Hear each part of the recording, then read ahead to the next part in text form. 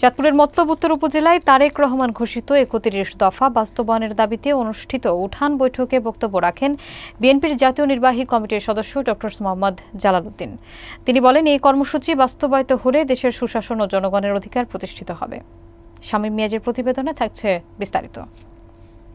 শনিবার বিকেলে চাঁদপুরের মতলব উত্তর উপজেলার ফতেপুর পশ্চিম ইউনিয়নের যুবদল নেতা আয়ুব আলীর গাজীর বাড়িতে অনুষ্ঠিত হয় উঠান বৈঠক। বিএনপির ভারপ্রাপ্ত চেয়ারম্যান তারেক রহমান ঘোষিত ৩১ দফা বাস্তবায়নের দাবিতে আয়োজিত কর্মসূচিতে প্রধান অতিথি হিসেবে উপস্থিত ছিলেন জাতীয় নির্বাহী কমিটির সদস্য ড মোহাম্মদ জালালউদ্দিন। তিনি অভিযোগ করেন, গত সরকারের দুর্নীতি, দুঃশাসন এবং গণতন্ত্র হত্যার কারণে দেশের মানুষ ন্যায্য অধিকার থেকে বঞ্চিত হচ্ছে। তার মতে, স্বৈরাচারী শাসন ব্যবস্থার অধীনে রাষ্ট্রীয় প্রতিষ্ঠানগুলো ধ্বংস হয়েছে। পরিস্থিতি থেকে দেশকে উদ্ধার করতে হলে ঘোষিত ৩১ দফা বাস্তবায়ন ছাড়া কোনো বিকল্প নেই।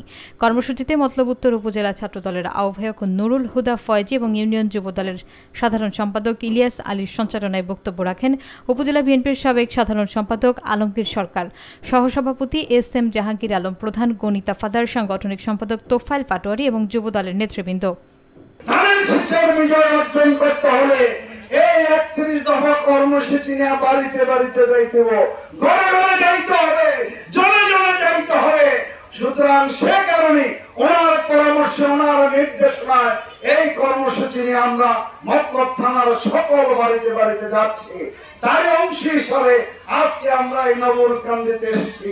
আমরা সবাই আজকে আমাদের যে নেতা যদি বাংলাদেশে আপনারা যদি ক্ষমতা দেন, তাকে রাষ্ট্রপ্রধান করেন, আমি কথা দিতে পারি এই রাষ্ট্রের চেহারা ইনশাআল্লাহ উন্নত হবে, ঘরে ঘরে শান্তি আসবে।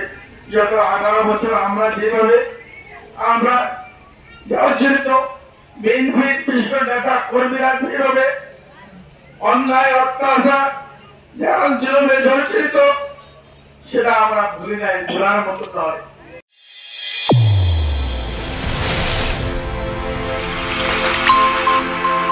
চ্যানেল A1 হৃদয়ের স্পন্দন।